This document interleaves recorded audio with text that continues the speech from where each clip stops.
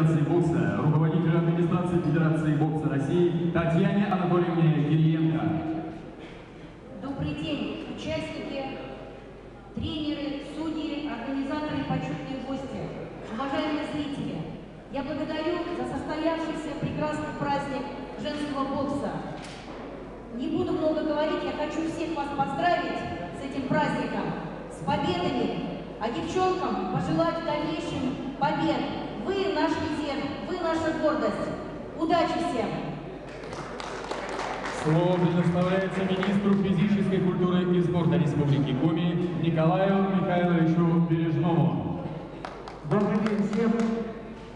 Я, наверное, буду краток, но я действительно хочу поблагодарить всех, кто приехал к нам в город Сыктывкар на Кубок России по боксу, спортсменов, тренеров, судейскую бригаду, представителей Федерации бокса России. Нам приятно, что вы нашли возможность, и очень надеюсь, что уедете из города с приятными воспоминаниями. Спасибо.